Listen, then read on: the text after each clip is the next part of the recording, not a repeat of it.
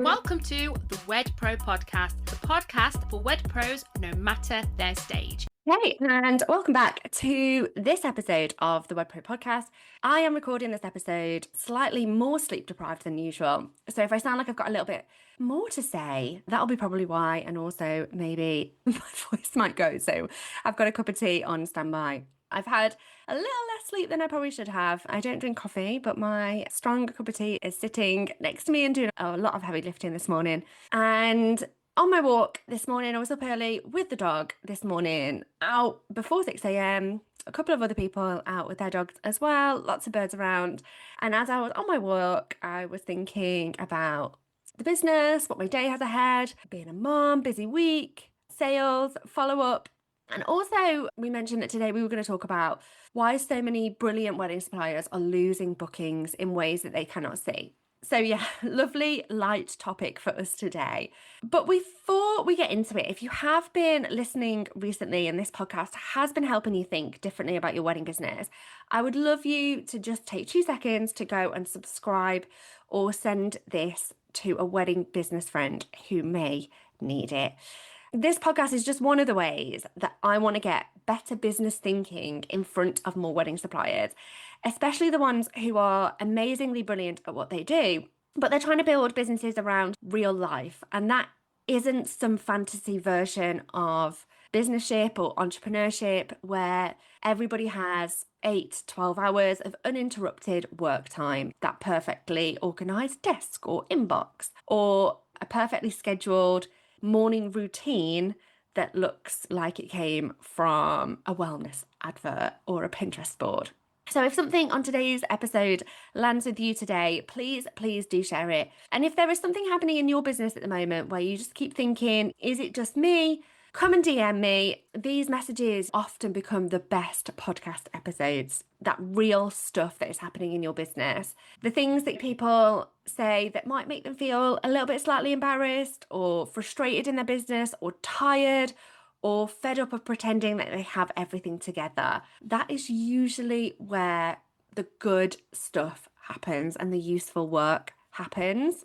Today's episode is going to be talking all about follow-up, and more specifically, I'm going to be talking about why checking in is costing you bookings. But I don't want this episode to be another little tidy up lesson on how to send a better follow-up email. I want to go deeper than that with you. I want to talk about what follow-up actually reveals about your business. I want to talk about why silence from couples doesn't mean no. And if you didn't listen to the last episode, go back and listen to that one. We really delved into that quite nicely. And I want to continue the conversation around why so many suppliers are relying on memory, mood, spare time, headspace to do things that directly impact their sales and directly impact the money that comes into their business. And I also want to talk about freedom. And I say that word with slight trepidation because I think on the online coaching space and the online Instagram perfect business world, freedom is battered around a little too loosely than what I would like. People selling freedom in the sense of buying a few digital courses or a few digital products, and you're going to have a recurring revenue model that is going to bring in income after income after income, and you're going to be able to set up income streams and build this product once and then make passive income from it. I think those kinds of courses or particular influencers or people that go on to recruit, it seems like a bit of a recruitment drive, if I'm being perfectly honest, have tainted kind of the online perception of what that word means. And this might sound like a strange place to start when this episode is all about follow-up, but these two things are way more connected than people realize. And I like to replace the word freedom with choice. That's what that means for me in my business. So I've been thinking a lot about that this week and what freedom and choice actually means in business. And yes, it is a little bit of tiredness. It's a little bit the life stage that I'm at right now. I've got appointments, school things, children's things, family things, business things, and anybody who has joined a Zoom call with me and I've shared my screen, I recently will know I've got about 17 tabs open at any given moment on my laptop.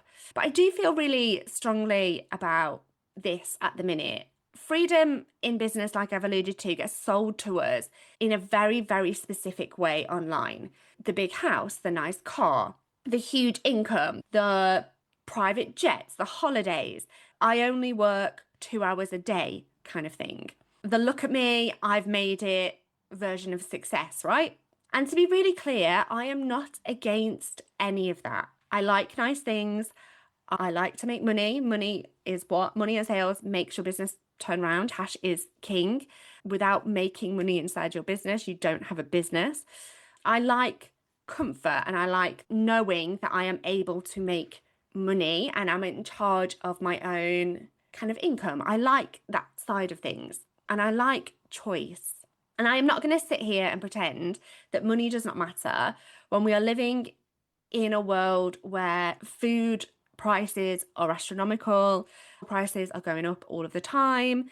A normal weekly food shop can now sometimes feel that you've accidentally walked into the most high-end supermarket and haven't come into somewhere that you've been doing your weekly shop normally. Financial stability really matters and making good money matters.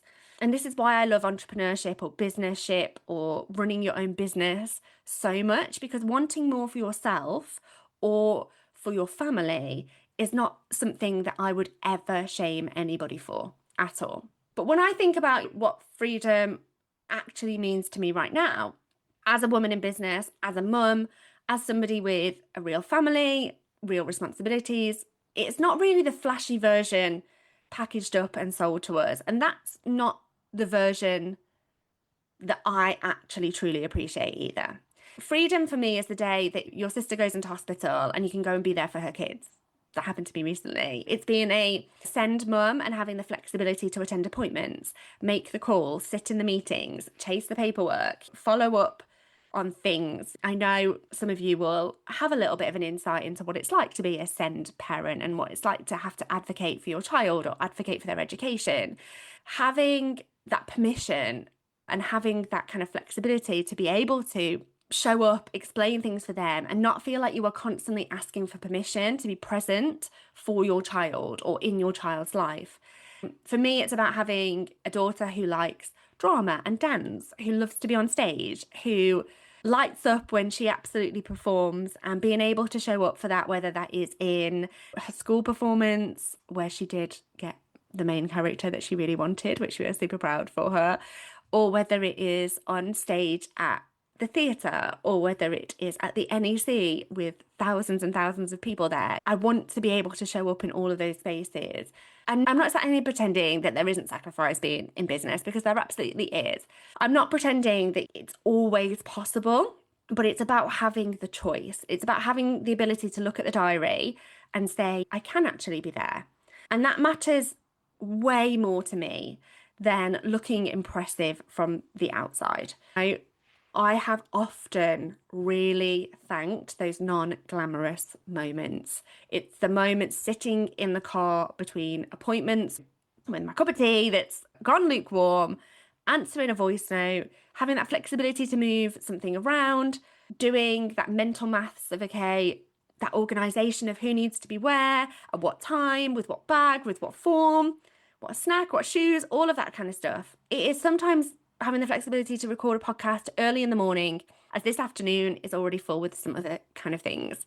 An appointment for my son and a beauty appointment that I am not trying to squeeze into the weekend, when I actually also want to see friends and family and not feel that my whole entire life is being crammed into the leftover spaces around work. It's my mum now being retired and being able to spend quality time with her. It's the visiting relatives, and it's showing up for people in a way that I could not always do if I had to ask somebody else to approve every hour of my day. And that's what freedom really means to me. It's not never working hard. It's not never having to make sacrifices. There are sacrifices to be made. It's not a soft video of me shutting my laptop at 2 p.m. every day and walking away pretending business is effortless. Some weeks are a lot. I have worked late evenings. I have worked a lot of weekends this year, even if it has only been for a couple of hours. That is not my forever normal, and I don't want it to be my forever normal either. But I am in a season right now. I am in a launch mode. I am building something I am really excited about. I can see what's coming. I can see the bigger picture. So there are moments where I choose to work at times that other people may not choose to work. And that feels very, very different to being trapped by a business that needs every part of your time. And that difference really matters. Choosing to work hard for something that you are building is not the same as being consumed by a business that has no structure underneath it. And I think a lot of wedding businesses are living somewhere in that tension. They want the flexibility, they want the choice, they want that income that replaces their job or that supports their livelihood and supports. They want the ability to be able to show up for families, for friends, for their clients. They want that space for their creativity to shine through, space to look after their health and run their children's lives and their own lives, right? But the businesses are feeling heavy a lot of the time and still rely on them containing everything in their head. Every inquiry, every reply, every follow-up, every potential booking, every client touch point. And even those of you that do have systems, you are still carrying a lot of this mental load. That isn't freedom. That is a mental load wearing a business owner badge. And here's my opinion, right? A business that only works when you are perfectly rested, perfectly organized, perfectly available, and perfectly on top of every other area in your life is not a strong business. It's a fragile one. And I don't say that to be harsh or to preach or anything like that. I say it as somebody who has experienced burnout. I say it as somebody who knows what it feels like to run a business around real life. And you know what it's also like to run a business around real life. If your kind of expectation on business is sometimes what we see online with people that have got a chunk of 12 hours uninterrupted that they are able to work on their business, that is a different reality to the one that you are in right now. And I'd be doing you a disservice to sit here and say, just find more time. Not everybody has that flexibility. If that whole sales process depends on you, if the whole process of you bringing money into your business relies on you remembering to follow up at the right time with the right message, in the right sort of tone, when you've got the right amount of energy or you've had the right amount of sleep, then that part of your business is vulnerable.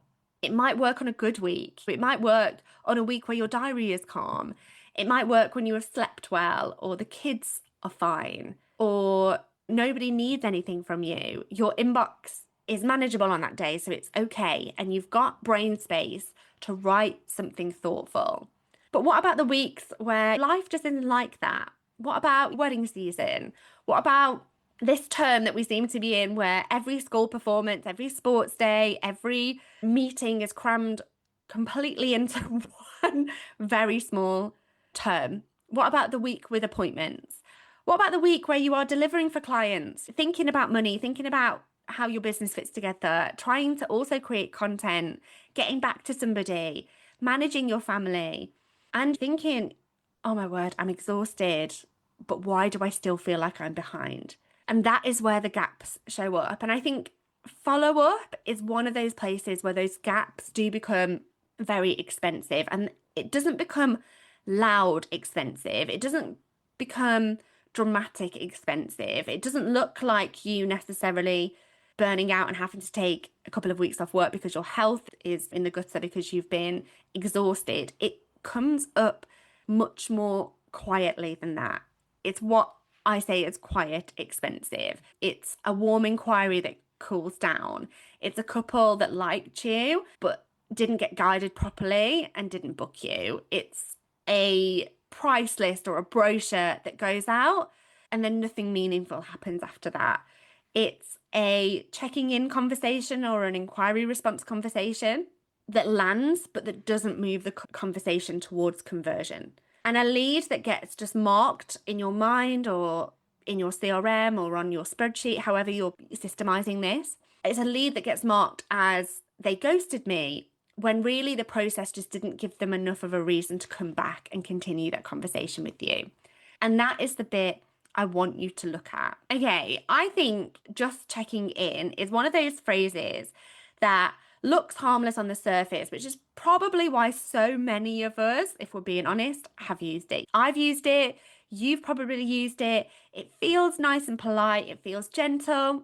And it feels like you're kind of opening that door slightly without it being too much for your client. And wedding suppliers are often so worried about being too much, right? Too pushy, too salesy, too annoying, too keen, too expensive, too direct. And so you do what feels natural to you. You soften everything, right? You soften the price. You soften that next step for somebody. You soften the follow-up. You soften the invitation to jump on a call with you. And you soften the whole sales process really until it doesn't feel like a process at all. And then you wonder why the couple doesn't move. And here's what I think on this, right? Checking in isn't awful. It's not rude. It's not going to make a couple recoil in horror that you wrote that, but it's just simply weak in your sales process. It doesn't do enough. It puts the conversation back onto the couple without really giving them anything useful to work with. Now, if they've gone quiet because they feel unsure, maybe it's because they feel awkward or overwhelmed. Maybe they feel slightly guilty that they've not come back to you quickly enough. Maybe they feel a little bit embarrassed or a bit confused about a certain process that hasn't come across in the way that you think it has. Or maybe they're confused about something that isn't even anything to do with your element of the wedding.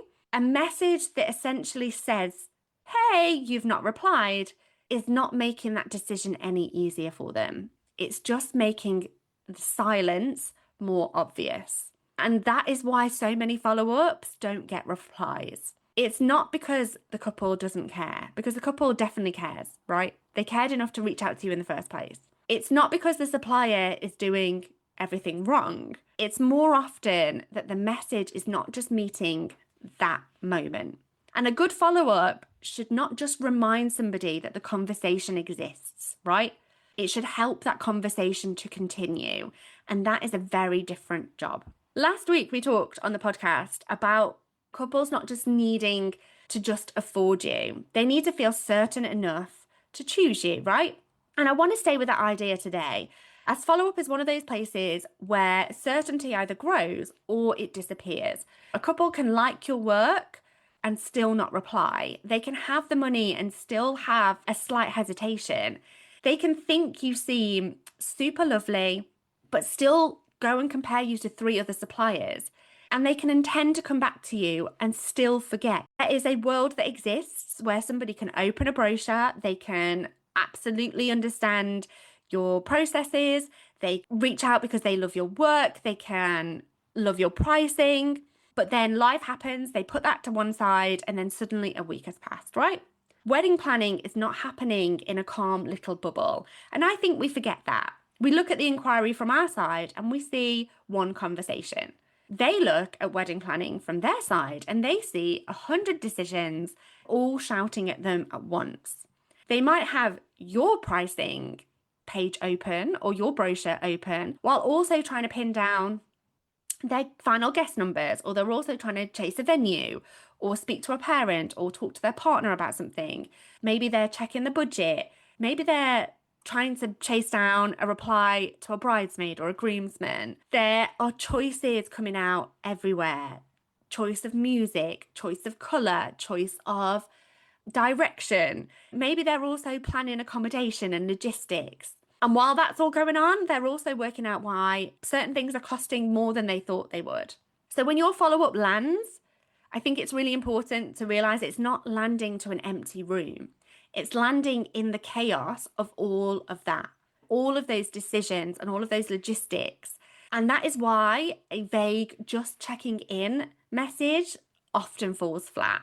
And it's not because they hate it or they hate you. It simply just doesn't cut through that mental noise. And I don't mean that in a way for you to be loud or gimmicky or salesy. I just mean that it doesn't make that next step feel clear enough, light enough, or worthwhile enough to answer right now. And that really matters, because the easier you make the reply for somebody, the more likely you are to get one. And that sounds obvious, but most follow-ups do not do it at all. They ask too much, they say too much, they attach too much, and they leave too much wide open. They make their couples do the thinking, and when somebody is already mentally full, more thinking often leads to inaction, to no action. There is a lot of research around sales follow-up, and the part that always stands out to me is how many sales need several follow-up touch points before somebody even makes a decision.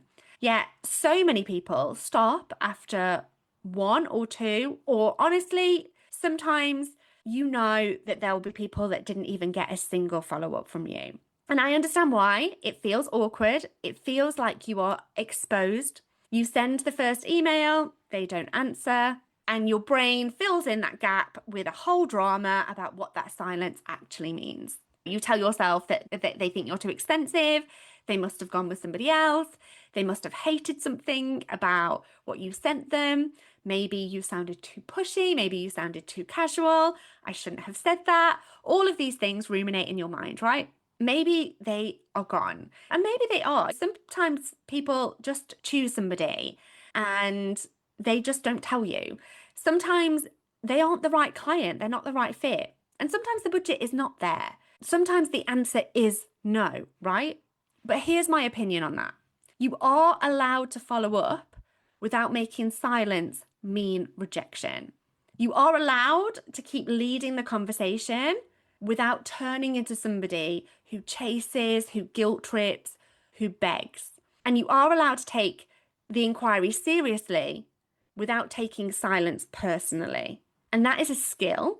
And that is one I think a lot of wedding suppliers need. The answer is not for you to be sending 10 desperate messages. The answer is not to start emotionally spiraling every time somebody doesn't reply within a few days.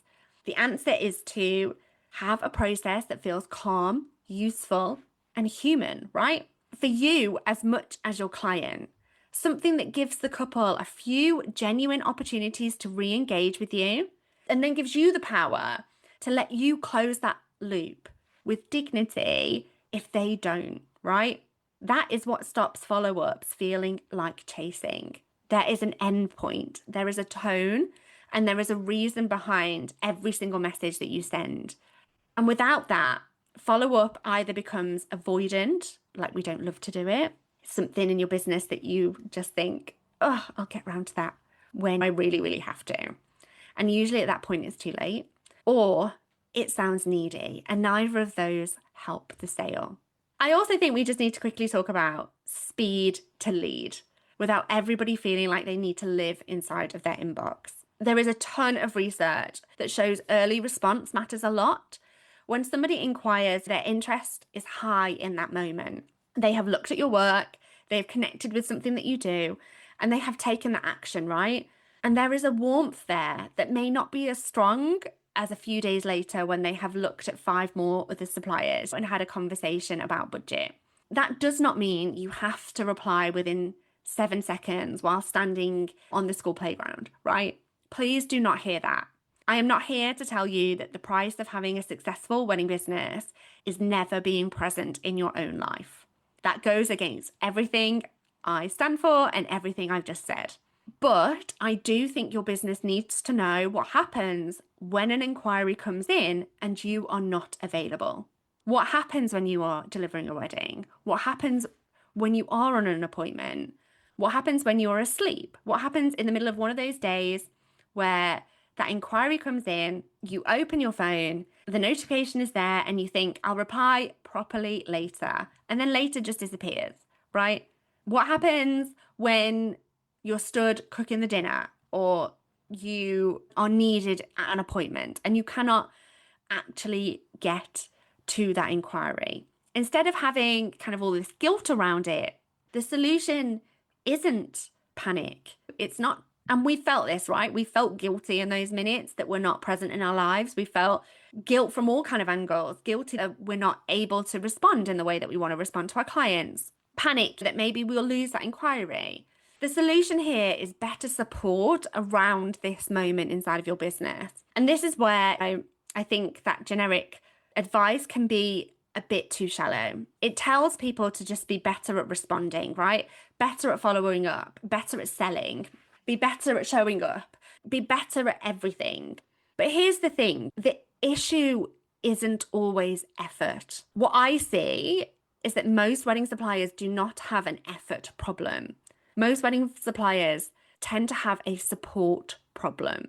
The business is not supporting the level that they want to grow. The systems are too light. The sales process that they have is just a little bit too vague. The follow-up relies too much on memory, or maybe it relies on a templated response that actually doesn't convert, or would convert if we switched it up slightly, or would convert if we sent it a little bit more in a timely approach. The content of the replies relies too much on mood, and the whole thing relies too much on the business owner being on. And nobody can be on all of the time. Not if they also want a life, and not if they also want health, right? And not if they want to be present. And I talk about having a sustainable business in the wedding industry quite often. And what I mean by that is that you are here for the long run, right? You're here for as long as you want to do this for, that your business is sustainable for your clients. You're not doing your business a service. You're not doing your future clients a service either if you are not building a sustainable business, a business that has structure. So what should follow-up actually do? And I'm going to say this simply, as I think it's one of the most important shifts, right? A weak follow-up asks, are you ready yet? But a strong follow-up helps somebody feel more ready. And that is the job. It's not a poke. It's not a nudge for the sake of it. It's not a polite little tap on their door saying, hey, remember me? It's part of the decision-making process for your couple. And if you start seeing follow-up like that, the tone absolutely changes. You stop writing from a place that is like, hey, please reply to me. And you start writing from the place of, I help you make this easier. And that is leadership. And that is what I want you to understand in your business. Follow-up isn't chasing when it is done well. Follow-up is leadership. It's not begging somebody to choose you. It's helping the right person continue the decision. And sometimes continuing the decision means answering a hesitation that they've just not said out loud. Sometimes it's you helping them make that call feel less awkward. Sometimes it's helping them compare between two options that you have. Sometimes it means just giving them permission to be honest if it's not the right fit. And it also means gently reminding them that the date cannot be held forever without turning it into a panic-driven book now or lose out kind of message. And that also means being able to close the loop kindly so you can carry on the leadership of your business and stop carrying the lead in your head. And that is the difference and how to have a healthy sales process. One thing I see so often with the wedding suppliers is asking too much in one message. You're trying to be helpful, you're super excited, and you put everything in. You attach the brochure, you explain the message again, you ask if the couple has questions, you might invite them onto a call, you ask them what they thought, you ask whether they've spoken to their partner, and then nothing happens. And it's not always because your couple isn't interested. Sometimes the message just asks for too much mental energy. And if somebody receives a message like that and they feel like they need to sit down properly to answer it, there is a good chance that they're going to leave that until later. And later is where replies go to die. I do this myself. If somebody sends me something that needs a proper response, I often think, I'll come back to that when I can give it my full attention. Then days pass and I have mentally filed it under things I feel mildly guilty about replying to. And if we know humans are like that, we need to write follow-ups that do not require all that mental taxation for somebody in somebody's head. One useful question, one useful next step, that is often enough. Not every message needs to close the sale. Sometimes the job is just to simply reopen the conversation. And that is a very useful way to think about it. Okay, there's another idea I want to bring in. And in between both ideas, I've just done a little bit of a school run in the middle of that because it is throwing it down with rain. Podcast, so much I want to talk to you, but there we go. That actually wasn't planned, but I have paused the podcast, run and done a school run, and now I'm back. But what I want to continue to talk about is how we make follow-up much smarter. I want to talk about intent signals. That does sound a little bit corporate, so let me make it a little bit wedding supplier friendly. An intent signal is basically a clue. It's something the person says or does that shows you what they might be thinking, maybe what they're feeling, worrying about, or what really they need next. And we have these clues all of the time, but I just don't think enough people use them. A couple telling you that they love your work, but they're still looking around, isn't just a nice thing to say. It tells you that they are interested, but they just still haven't decided yet. Somebody asking you about payment plans isn't just asking a practical question. It might be telling you that they are trying to make the investment feel manageable for them. Somebody telling you that they might need to go and speak to their partner might mean exactly that. Or it might mean that one of them is slightly more sold than the other, and the conversation now needs to include both people in some way going forward. And the person who asks the difference between two packages is showing you that value isn't clear enough yet. And a couple who goes quiet after the brochure or after the prices be sent might be overwhelmed by the information. Maybe they're surprised about the price. Maybe they're just unsure about what option fits them, or maybe they're just simply busy. Now, you're never going to know for certain, and we shouldn't pretend that we do, right? But you will have clues. And this is where suppliers often miss a trick. They follow up according to a time process, not according to the clue. And what I mean by that is 3 days have passed, send the first follow-up. A week has passed, send the second follow-up. 2 weeks have passed, send the final follow-up. And that is just cadence. It's just going through the motions. It is not a strategy, right? It's a system, in the same way that writing your leads on a spreadsheet is a system. The same way as writing your leads on post-it notes on your table is a system. A system is not a strategy. A stronger follow-up and a strategy looks at what actually happened in the conversation. Where did they stop? What did they ask before they disappeared? What were they excited about?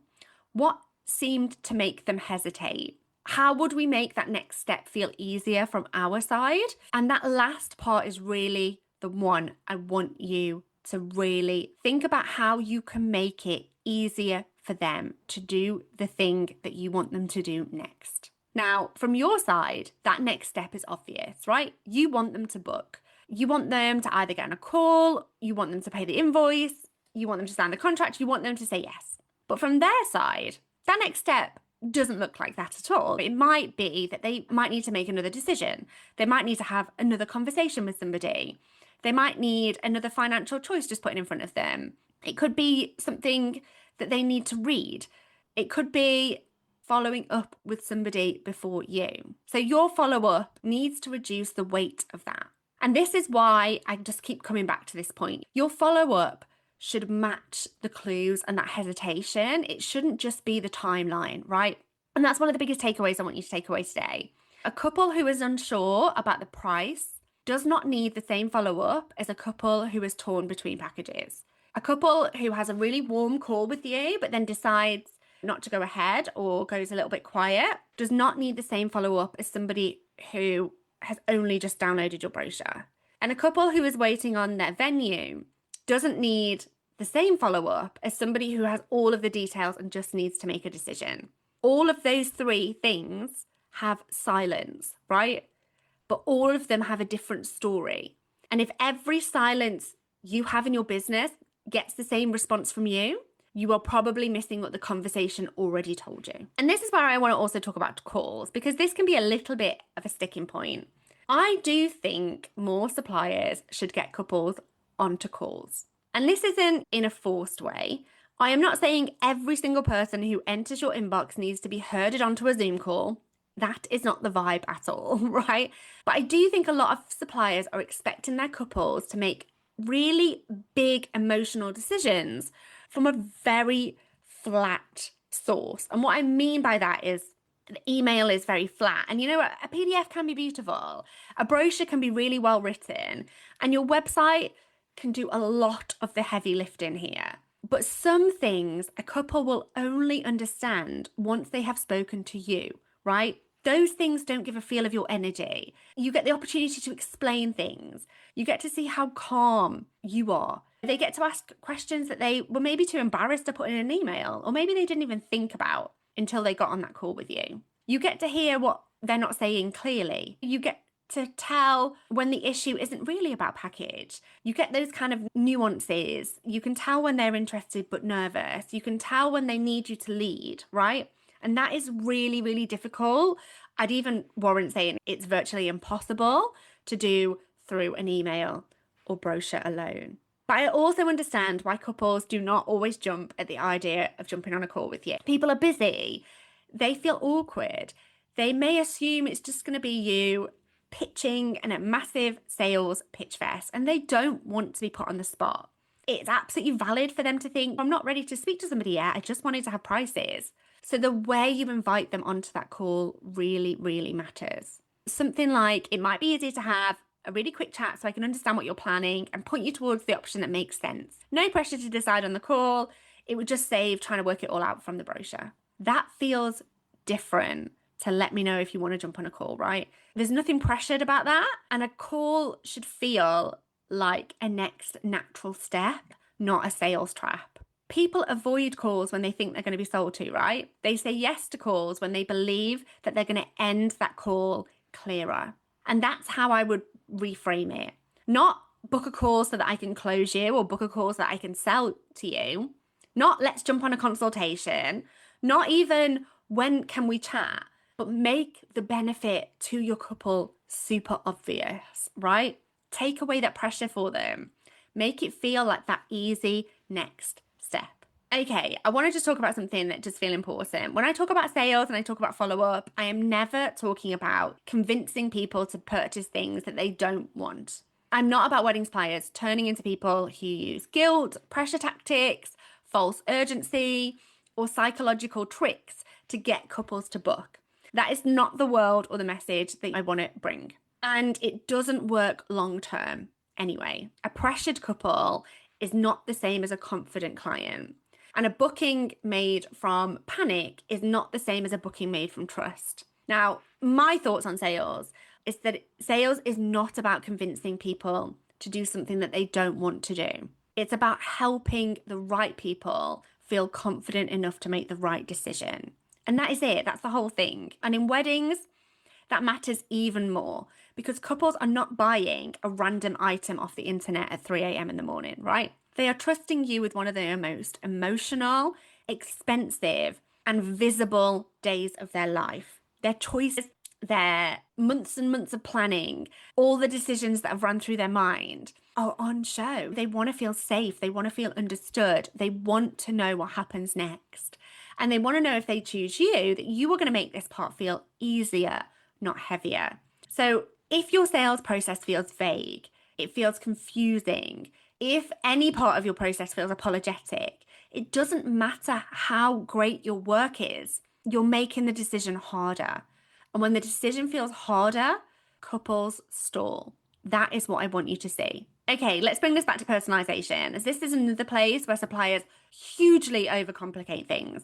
There is a lot of talk in sales about personalizing emails. And yes, personalized emails do perform better. That makes sense. Nobody wants to feel like they're on the receiving end of a generic copy and paste sequence that could have gone to anybody. But I also do not want wedding suppliers thinking that they need to write a completely bespoke, emotionally intelligent masterpiece every time they follow up with somebody. That isn't realistic, right? Especially not if you're busy, especially not if you're tired, and especially not if your business is growing. You need structure and personalization, both. The structure protects your time. The personalization protects that human feeling. You do not want to have to reinvent the whole message every single time. But the couple should feel like you remembered them, right? That might be a line about their venue. It might be a line about the kind of day they described. It might be referencing the fact that they were deciding between two options. It might be picking up on something that they said on the last time you spoke to them. That is enough to shift the feeling. A generic follow-up says, I'm following up as you haven't replied. A human follow-up is much more, I remember what you told me and this might help. And that is the difference. One feels like admin and ticking a box. The other feels like care. And care is powerful. And this is where I want to bridge into something bigger and what I am building, right? I think the wedding industry, I know the wedding industry, is full of incredibly talented people who have learned to do too much manually. They write every caption from scratch, they reply to inquiries from scratch, they follow up from scratch, they create client emails from scratch. And even if they have a process or a system in place that hasn't, or a template, it's not usually been written from strategy. They keep ideas in note apps, on scraps of paper, in their head, in WhatsApp messages to themselves, in random Google Docs they may or may not ever find again. They tell themselves they need to be more consistent, more visible, more organized. Maybe they need to be better at sales, better at marketing, better at everything. And I keep thinking, no, what you need is not always more effort. Sometimes you just need a better way to hold that strategy. And this is what I am obsessed with at the moment. How do we help wedding suppliers apply better thinking without needing them to start from a blank page every single time? How do I help them show up online in a way that sounds like them? How do I help them respond in a modern world to inquiries in a way that builds trust? How do I help them follow up in a way that matches the moment? How do I help them create a client experience that makes people feel looked after before they have even paid? And how do I help them stop losing money in the cracks of their business? And that is what WedPro Studio is about. There is nothing generic coming about WedPro Studio, and I really want to be clear on that. I am not building something that spits out beige captions, stiff emails, and follow-ups that sound that they were written by a man in a suit called Graham. No offense, Graham. But you know what I mean, right? This needs to understand the wedding industry. It needs to understand emotional buying. It needs to understand long decision cycles. And it needs to understand couples who are excited but overwhelmed. And it needs to understand that suppliers who are absolutely brilliant at what they do not have to have endless hours or endless resources in order to have a successful business. It needs to understand that a follow-up with a couple worried about budget should not sound the same as a follow-up to a couple who loved the call but has gone quiet. And it needs to sound like you. That is the key. Not corporate, not generic, not over-polished, not fake, but useful, human, layered with strategy. And that is what I want. And I think this is what your content should be doing as well. And I want to say this openly. I don't want this podcast to be mediocre. I don't want to come on here and give you the same surface level advice you can get from 1,000 Instagram carousels. Be consistent, follow up, show your face, know your ideal client. We know, you've all heard it. What I want to do here is help you think differently. I want you to listen to an episode and think, oh my God, that's what's happening. Not, okay, that's just a nice tip. I want the podcast to make you feel like you're in my world, like you understand the way I see business, like you can hear the level of thinking that sits behind Pro Studio that I'm building. Not somewhere you come for random tips, but a place where you feel like somebody finally understands the actual context you are operating in. The clients, the weddings, the seasonality, the emotional decision-making, the ghosting, the confidence wobbles, the childcare, the appointments, the school runs, the desire to make proper money without becoming somebody you do not like, right? That is the world I want to build. And if you listen to this podcast and think, this is how I want to think about my business, then I want you inside WedPro Studio. I want you to know that if this is resonating with you, WedPro Studio is where you need to be. The founding members are going to be the first group of wedding suppliers who get early access. They're going to help shape the tools and become part of this from the beginning. I want to be careful about who gets access to that. I want people in there who care about building better businesses. People who want to make money, yes, but not at the cost of becoming permanently overwhelmed. People who want stronger sales, better content, clearer client experience, smarter follow-up, and more support around the moments that actually move their business forward. And if that sounds like you, go to founding100, founding, founding100.wedprostudio.com. get your name on the list. And you will hear about this when we open doors.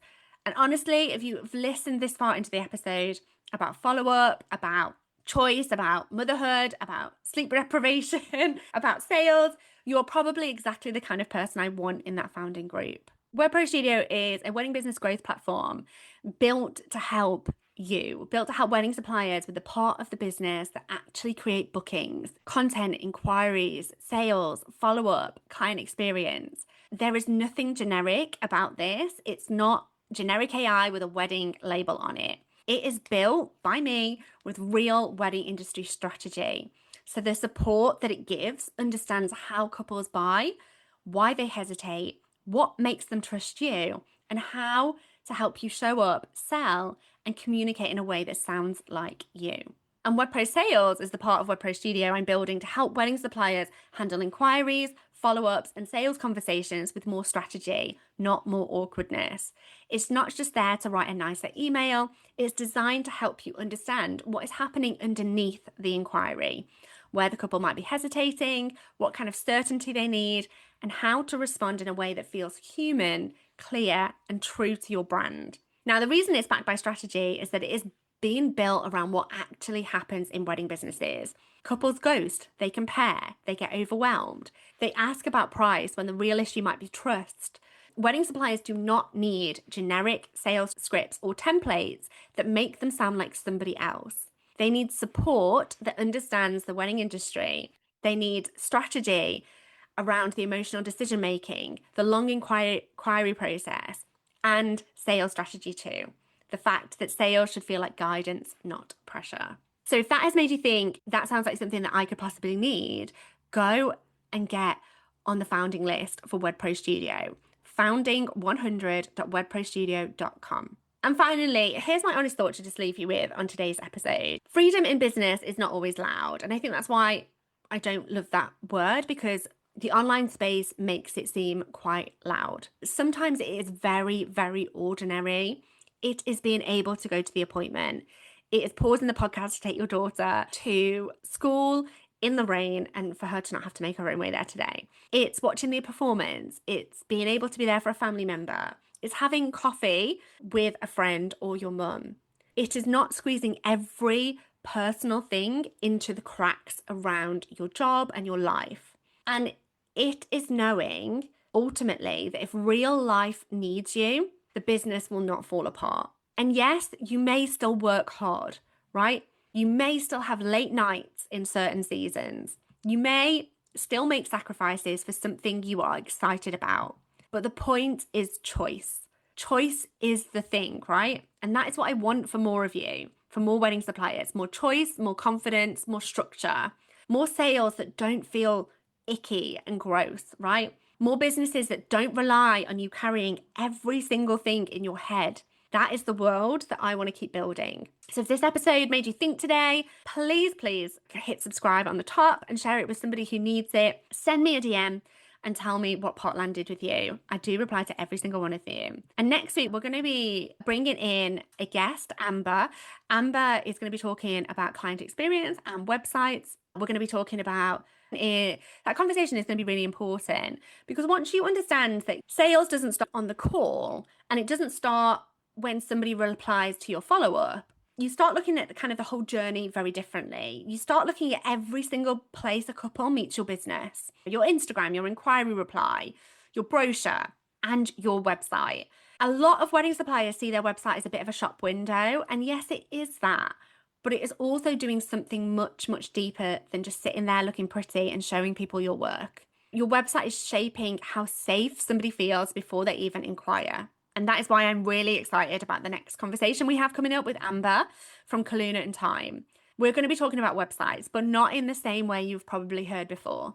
This is not going to be another, make sure your homepage is pretty and your contact button is easy to find. Although, absolutely, please do make the contact button easy to find. We're going to be talking about what your website is really saying to potential couples. Where does it build trust? Where does it create doubt? Where the words, the structure, the visuals, and the way you guide people through that page can either support the sale or make your couple work too hard. And this links so closely to what we've just delved into today, because if your website is not creating enough. Because if your website isn't clear enough, your inquiry has to work harder. Your inquiry reply has to work harder. If your website isn't building enough trust, your follow-up has to work harder. If your website isn't helping people understand why you're the right fit, then your sales conversation is going to start with more uncertainty than it absolutely needs to. So next time, Amber and I are going to be looking at how to get your website up to scratch in a way that I think is going to make you really look at your website very, very differently. We're going to be looking at it with a lens of, is this helping somebody feel confident enough to take that next step? So make sure that you are subscribed. If you want to be part of that Founding 100, go and get your name on the list. I'll pop the link into the show notes because this is the world I want to keep bringing you into. Better thinking, better sales, better systems, and a wedding business that doesn't rely on you doing everything from memory, everything from a place where your mood feels amazing and whatever energy you have left at the end of the day. Thank you so much for sticking with me on this episode. I'll see you on the next one.